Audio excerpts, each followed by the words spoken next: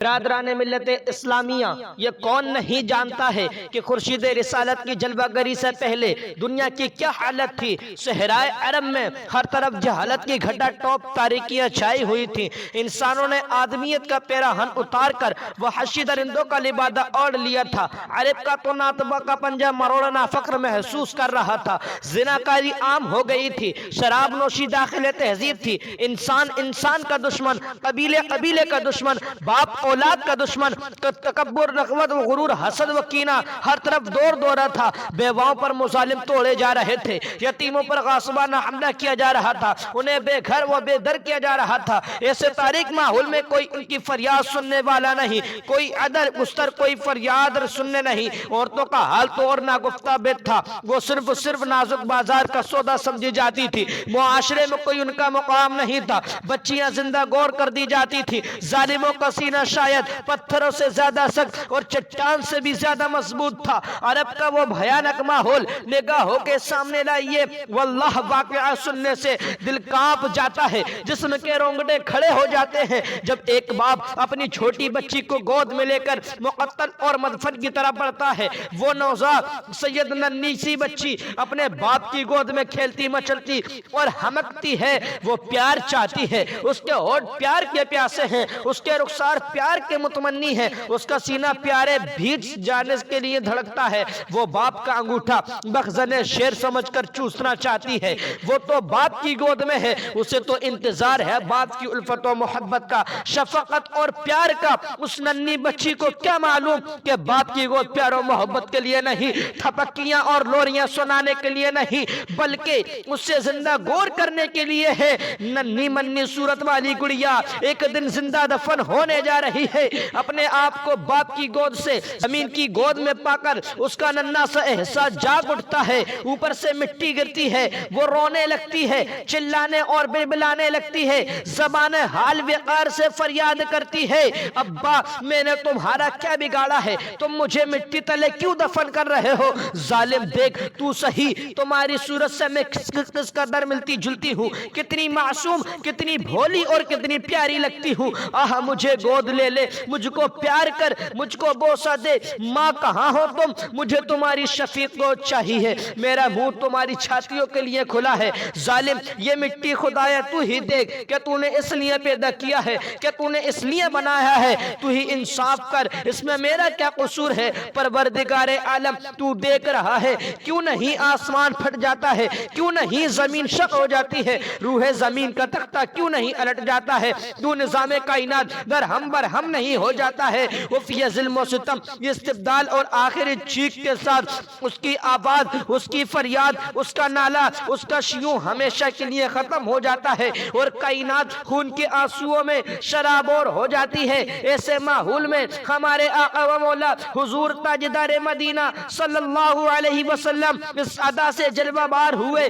کہ آپ کی ضیاء پاش کرنوں سے عالم کا ذرہ ذرہ جگمگا اٹھا، زمین کا گوشہ منور و مجلہ ہو گیا، کفر و شرک کی ظلمتوں کا فور ہو گئی، الحاد و بے دینی کا پردہ چاک ہو گیا، مدہوش غفلت چکے اٹھے، جس کا دل بالکل سخت اور پتھر تھا ان کے دل سود ہوئے۔ رسول کی برکت سے رحم و کرم اور الفت و شفقت کا معجزہ سمندر نظر آنے لگے۔ جو لوگ اپنی عورتوں کو بے نظر حقارت دیکھتے اور بے پائے حقارت ٹھکراتے تھے، وہ لوگ اپنی عورتوں کو بے نظر عزت و عظمت دیکھنے لگے۔ جو لوگ اپنی بچیوں کو زندہ گور کرنا باعث فخر سمجھتے تھے، وہی اب اپنی بچیوں کے ساتھ پیارے ہمدردی کو عبادت سمجھنے لگے۔ پیارے اسلامی بھائیوں، میرا نبی وہ پیارا نبی ہے جس کو پروردگار عالم نے صاف صاف لفظوں میں فرمایا، وَمَا أَرْسَلْنَاكَ إِلَّا رَحْمَةً لِلْعَالَمِينَ، اے محبوب ہم نے آپ کو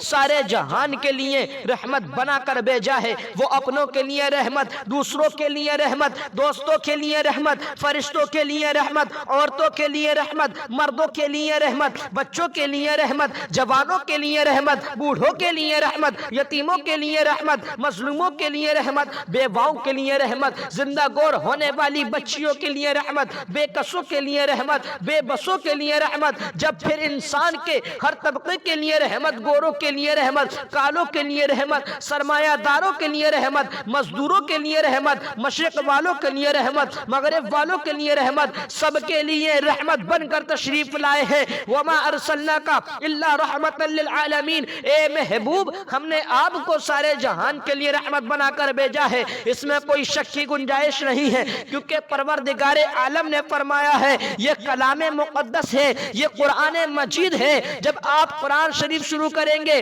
تو رب نے پہلے ہی متنبہ کر دیا، ہوشیار کر دیا گیا، خبردار کر دیا گیا، اے قاری قرآن اس قرآن کو پڑھنے والے آگے بعد میں پڑھنا، پہلے اس سے پڑھو الف لام میم ذالک الکتاب لا ریب فیہ، یہ قرآن وہ مقدس کلام ہے جس میں کوئی شک و شبہ کی کوئی گنجائش نہیں۔ وما ارسلناک الا رحمتا للعالمین، اے محبوب ہم نے آپ کو سارے جہان کے لیے رحمت بنا کر بھیجا ہے۔ خدا تعالی نے اپنے لیے رب العالمین فرمایا ہے اور اپنے محبوب کے لیے رحمت للعالمین فرمایا۔ گویا جس ذرے، جس پتے اور جس قطرے کا خدا رب ہے، ہر اس پتے، ذرے اور قطرے کے لیے حضور رحمت ہے۔ گویا جہاں خدا کی ربوبیت ہے وہیں حضور کی رحمت ہے۔ خدا جس چیز کا رب ہے مصطفیٰ جان رحمت اس چیز کے لیے رحمت ہے۔ اے محبوب ہم نے آپ کو سارے جہان کے لیے رحمت بنا کر کے بھیجا ہے۔ میرے آقا صرف اپنے غلاموں ہی کے لیے رحمت نہیں، اپنے دشمنوں کے لیے بھی رحمت ہے، صرف مسلمانوں ہی کے لیے رحمت نہیں، کافروں کے لیے بھی رحمت ہے۔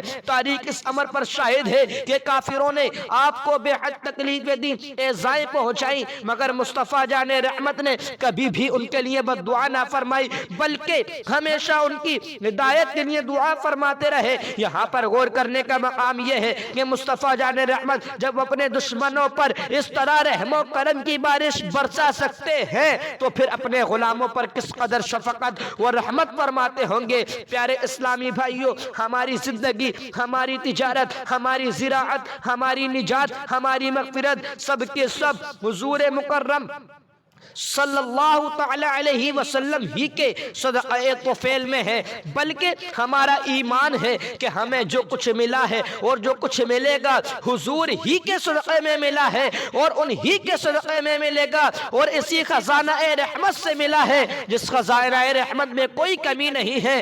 شاعر کہتا ہے کس بات کی کمی ہے آقا تیری گلی میں، کس بات کی کمی ہے آقا تیری گلی میں، دنیا تیری گلی میں، عقبہ تیری گلی میں، حضور تاجدار مدینہ رحمت و قلب و سینہ صلی اللہ علیہ وسلم اللہ کی رحمت ہے، اور ہمیں اللہ کی رحمت سے کبھی بھی مایوس نہیں ہونا چاہیے، کیونکہ اس بارگاہ رسالت سے ہمیں سب کچھ ملا اور سب کچھ ملتا ہے اور سب کچھ ملے گا۔ اس لیے تو امام اہل سنت آقا نعمت مجدد دین و ملت سیدی اعلی حضرت فاضل بریلوی رضی اللہ تعالیٰ عنہ فرماتے ہیں کون دیتا ہے دینے کو منہ چاہیے، کون دیتا ہے دینے کو منہ چاہیے، دینے والا ہے سچا ہمارا نبی، ہمارے حضور تاجدار مدینہ صلی اللہ علیہ وسلم رحمت مجسم ہے اور آپ کی تعلیم رحمت ہے۔ آج کل ہر جگہ جنگ و جدال، قتل و قتال عام ہے، ہمارا دعویٰ ہے کہ اگر حضور رحمت عالم صلی اللہ علیہ وسلم کی تعلیم،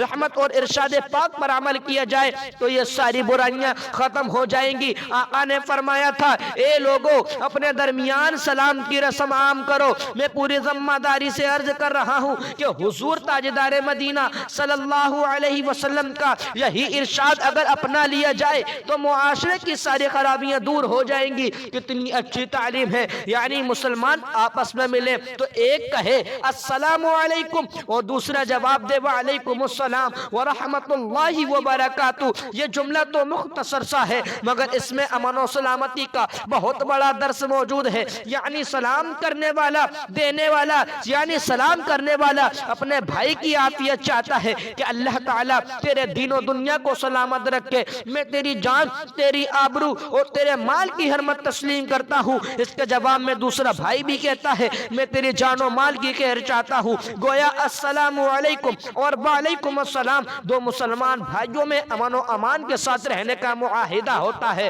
اور اس معاہدے کے بعد دونوں ہاتھ ملا کر یعنی مصافحہ کر کے اس معاہدے کو پکا کرتے ہیں. گویا عمر بھر امن و امانت، صحت و سلامتی اور خیر عافیت کے ساتھ رہنے کے فضا پیدا کر لیتے ہیں. یہ نتیجہ ہے حضور رحمت عالم صلی اللہ علیہ وسلم کی صرف ایک تعلیم کا. اگر اسی پر صحیح معنوں میں عمل شروع ہو جائے تو میں پورے یقین کے ساتھ کہہ رہا ہوں کہ روزمرہ کی جنگ و جدال اور قتل و خنزیر سے نجات مل جائے گی اور ہر طرف امن و سکون کی فضائیں قائم ہو جائیں گی. مگر افسوس کہ ہم نے رحمت عالم کی تعلیم کو بھلا دیا ہے اور فیشن کی رو میں بہا کر سلام کرنے کا انداز ہی بدل ڈالا ہے. وقت کی کمی کے پیش نظر اپنی گفتگو کو ختم کر رہا ہوں. پھر زندگی نے ساتھ دیا، انشاءاللہ تعالی اس سلسلے میں تفصیلی گفتگو ہوگی. ابھی میں صرف اتنا عرض کر دینا مناسب سمجھتا ہوں کہ رحمت عالم صلی اللہ علیہ وسلم کی تعلیم کو اپنایا جائے، کیونکہ اسی میں امن و عافیت اور سکون و راحت ہے. دونوں عالم میں تجھے مطلوب گر آرام ہے، ان کا دامن تھام لے جن کا محمد نام ہے. وما ارسلناک الا رحمت للعالمین، اے محبوب ہم نے آپ کو سارے جہان کے لیے رحمت بنا کر بھیجا ہے. و مولا حضور صلی اللہ علیہ وسلم کو اپنا کریں، دین و دنیا کی فلاح کے مستحق بن جاؤ. پروردگار عالم ہم تمامی مسلمانوں کو اس بات کی توفیق عطا فرمائے کہ ہم سبھی لوگ رحمت عالم کی تعلیم رحمت سے متفیض ہو سکے. وآخر دعوانا